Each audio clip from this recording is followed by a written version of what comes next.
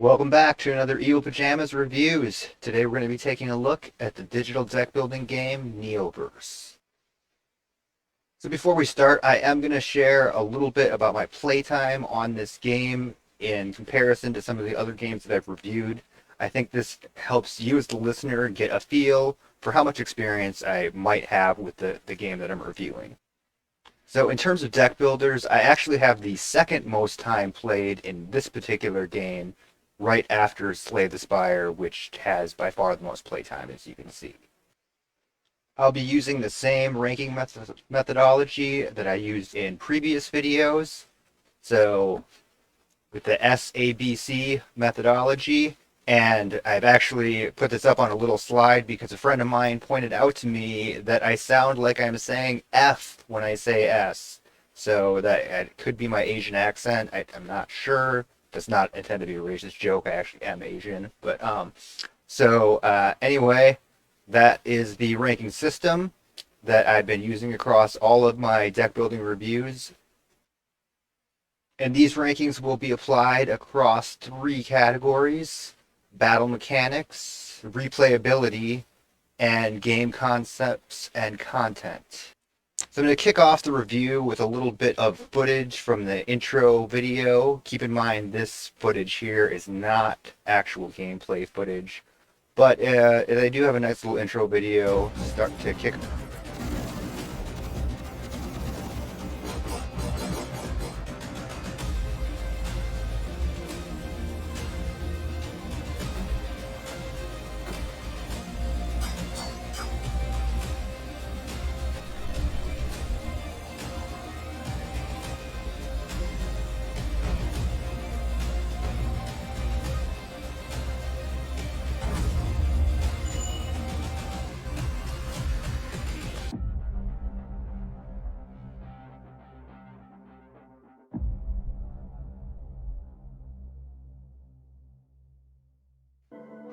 I'm actually going to do this review in a little bit of the reverse order that I normally do. So normally I start off with battle mechanics, but I'm actually going to start off with content and concepts for this particular game.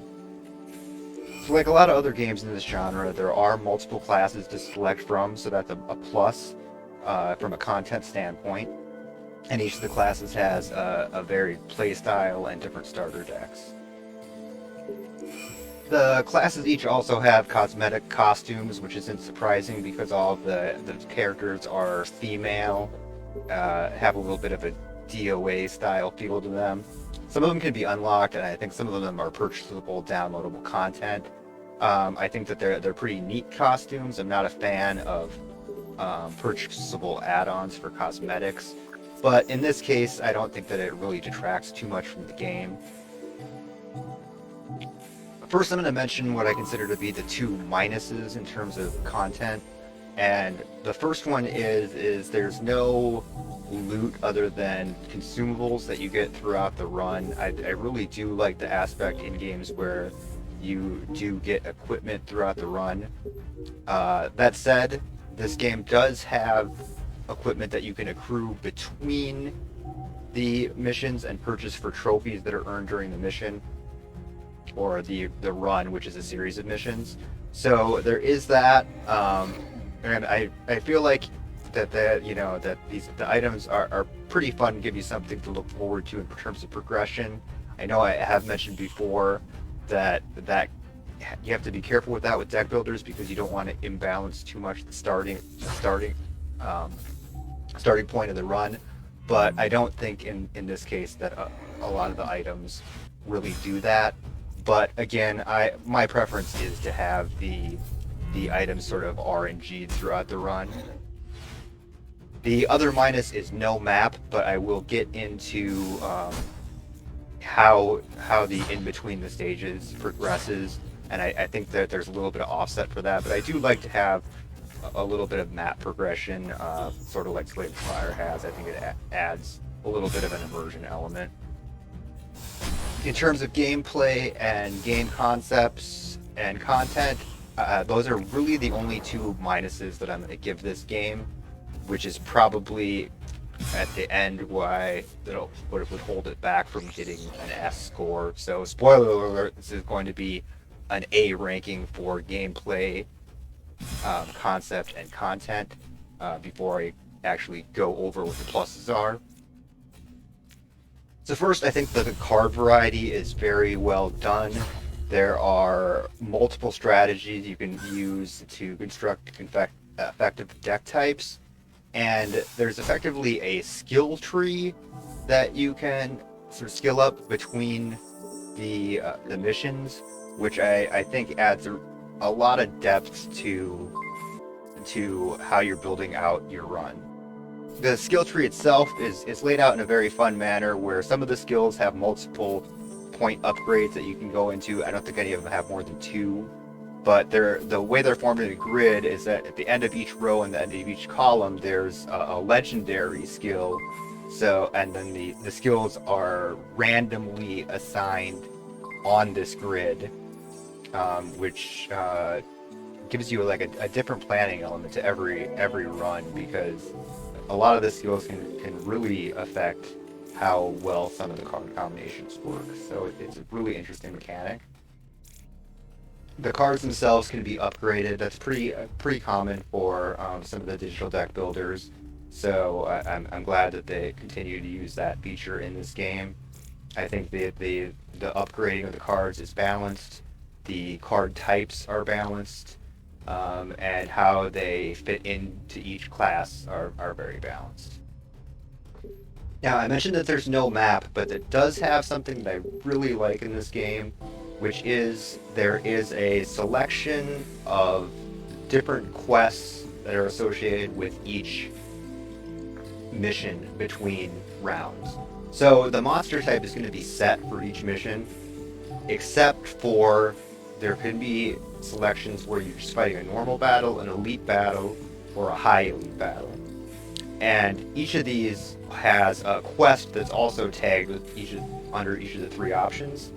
And the quest isn't something that has to be finished during that particular battle. It can be finished later, so you accumulate these quests, and it shows you at the end what the reward will be for completing the quest. And the rewards are good. They can be consumable items, they can be removing cards, they can be upgrading cards, they can be heals, which you can save for later. And it really adds a planning element to the quest that you're taking, and it even interacts somewhat with the skill grid depending on what upgrades you're taking. So I think that particular mechanic is really well done. And also in terms of selecting between the difficulty levels on the battles, I think you might actually have some tough choices to make, because some of the quests might be associated with a lower tier or a higher tier battle that you may or may not want to take, depending on how much life you have or how strong your deck is. So I think that aspect of it really adds a lot of strategy. So I mentioned earlier that there's no non-consumable items that you obtain throughout the run, which I think is again, that's something that I would like to see. But I think that this game probably, in terms of content, has the most depth I've seen to a deck builder in terms of being able to plan out and customize with just a little bit of RNG, but it's RNG in a way that you can plan around a lot more. So again, I'm going to give this rank for the game concepts and game content an A. I think lastly I'll mention that I think that the monster variety is pretty good. It's not real repetitive. That's a fun aspect, and it's actually not even a fixed camera. You can pan the camera around and take a look at the environment, and the graphics are done really nice. So content-wise, I think it's a great game. There's several different sort of challenge modes as well. So that's all I have to say about content. So I'm going to move on to the battle mechanics. So the battle mechanics in this game are great. They fit in very well with the tools you're given in terms of the skill tree and the cards. The So I know I mentioned in an earlier review that I hadn't seen a combo system before. So I still stand by that in terms of that game that I was reviewing at the time, Deck Builder, and that those combos works off of specific cards. This game does have a comboing system that keys into card types, and it's always the same bonus of double damage on the next attack that's used after the combo is completed. So there is a combo system, but it's sort of a tight matching with the same bonus every time. I do think it adds a good depth to the battle system. The battle mechanics include quite a number of different debuffs to work around that are pretty original in terms of sort of like a plague, like back and forth radioactivity as one of the debuffs. The monsters have a lot of unique buffs, wipes on your buffs, thorns, which is pretty standard, but the monsters do mix up their strategy quite a bit, and there are lots of different cards for dealing with that in terms of the mechanics. There's also a couple of other unique mechanics, like there is a precision bonus where you get for doing the exact amount of damage to kill a monster. And then there's also a parry bonus if you deflect by the exact amount of defense when you're attacked.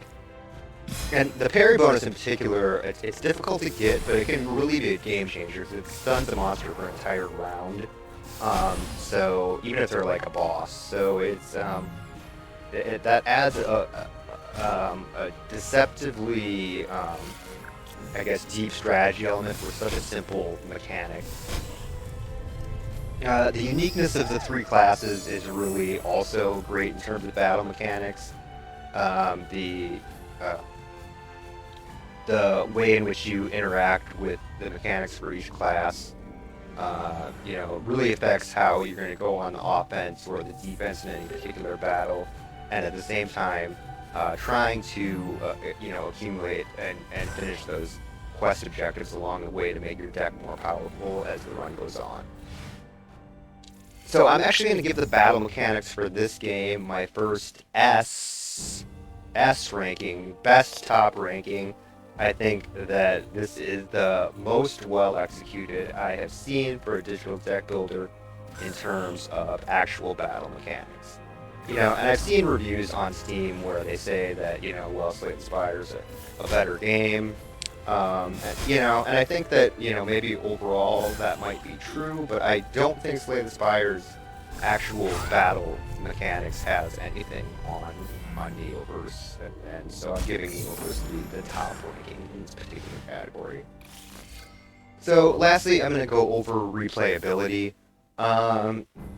So for replayability, I think that this game has a lot of replayability, and I showed at the beginning that I played the game almost 100 hours, which is still only a third as much as Slay the Spire, but honestly, I'm sort of wondering why I haven't played it more, because I think that there is a lot of depth, and I have quite a bit more content that I can get out of this game, and I think it really is just because I'm a gambling junkie, and it doesn't have that as RNG-ish of a feel as Slay the Spire has. Overall, I think that it has a lot of replayability depth. The randomized skill tree, in combination with the way the classes are set up, I think it adds a ton of depth in terms of every run. There is daily challenge decks where you have a preset set of starter cards that can vary based upon what the challenge is, and there's also different modes of play.